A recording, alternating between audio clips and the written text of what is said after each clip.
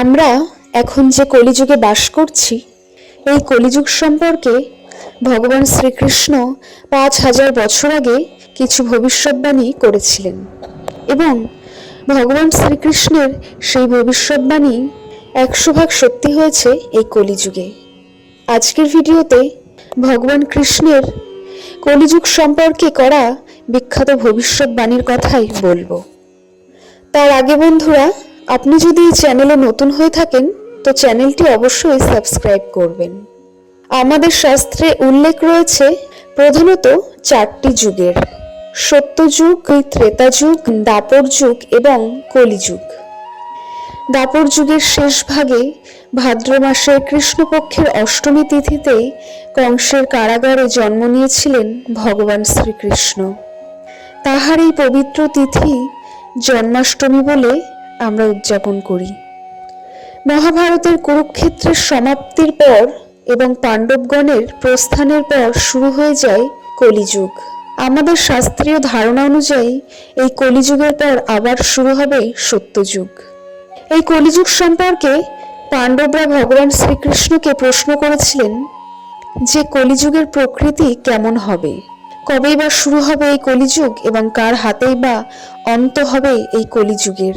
এই প্রশ্নের উত্তর দেওয়ার জন্য ভগবান শ্রীকৃষ্ণ ৫ পাণ্ডবকে একটি বনে নিয়ে গিয়ে বললেন, এই জঙ্গলের ৫টি দিকে তোমরা ৫ জন ভিন্ন ভিন্ন অভিমুখে যাত্রা শুরু করো এবং ভিন্ন ভিন্ন অভিমুখে যাত্রা করার পর প্রথম যে ঘটনাটি তোমরা লক্ষ্য করবে সেটি আমার কাছে এসে ব্যক্ত করো। যেমন কথা তেমনি কাজ।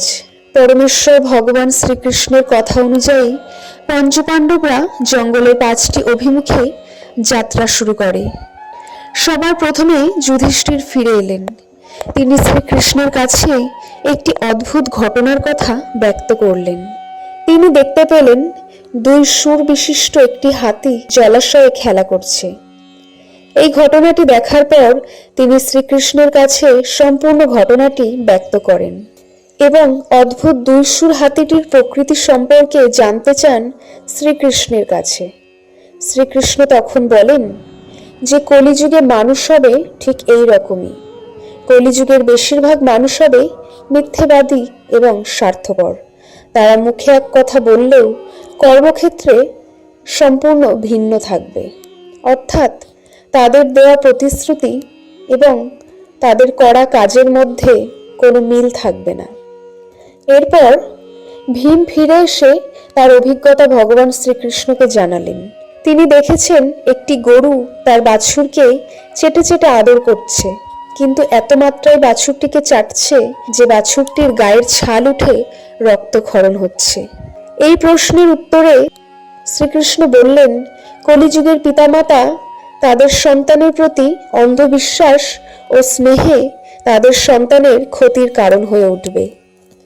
অন্যদিকে অর্জুন তিনি ফিরে এসে শ্রীকৃষ্ণকে বললেন, একটি শকুন যার বিশাল আকার ডানায় বেদ লিখিত আছে, কিন্তু শকুনটি নরমাংস ভক্ষণ করছে। অর্জুন পরমেশ্বর শ্রীকৃষ্ণ ভগবানের কাছে এর কারণ জানতে চাইলেন। তখন শ্রীকৃষ্ণ বলেন, কলিযুগে ভণ্ড সাধকের পরিমাণ বৃদ্ধি পাবে, অর্থাৎ দেশে যে সব মানুষই জ্ঞানী হিসেবে স্বীকৃত হবে তাদের বেশিরভাগেরই মনোভাব থাকবে ওই শকুনের মতো। ওপর ধর্ম সাধকে মোড়া জ্ঞানী মানুষগুলি আদতে নিজেরাই হবে ধর্মভ্রষ্ট। এরপর নকুল ফিরে এসে ভগবান শ্রীকৃষ্ণকে তার অভিজ্ঞতা জানালেন। তিনি শ্রীকৃষ্ণকে বললেন, এক বিশাল আকার পাথরখণ্ড পাহাড় থেকে গড়িয়ে নিচে পড়ছে। কোনো বৃক্ষ তাকে আটকাবার ক্ষমতা রাখছে না। সেই পাথরটি সবকিছু দুমড়ে মুচড়ে ভয়ঙ্কর গতিতে নিচের দিকে নেমে আসছে। এইভাবে কিছুক্ষণ নামার পর একটি গুল্ম অর্থাৎ ছোট গাছের গোড়ায় এসে পাথরটি থেমে যায় এবং বন্ধ হয়ে যায় তার তাণ্ডব লীলা। এই ঘটনা শ্রীকৃষ্ণকে জানালে ভগবান কৃষ্ণ তার পরিপ্রেক্ষিতে বলেন, কলিযুগে মানুষের পাপের আকার ওই পাথরের মতো হবে, যা তার জীবনকে তছনছ করে দেবে, ধ্বংসের অভিমুখে চালিত করবে গোটা সমাজকে।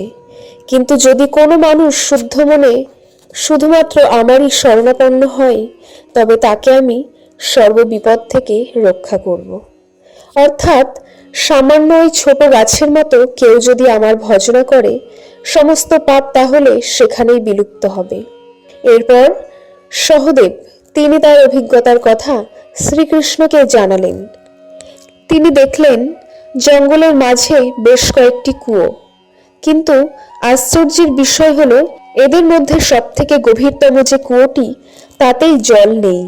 শ্রীকৃষ্ণ এই কথাটি শুনে বললেন যে কলিযুগের সমাজের সবথেকে অর্থশালী ক্ষমতাশালী ব্যক্তিরাই সেই সমাজে সবচেয়ে বেশি শোষণ করবে।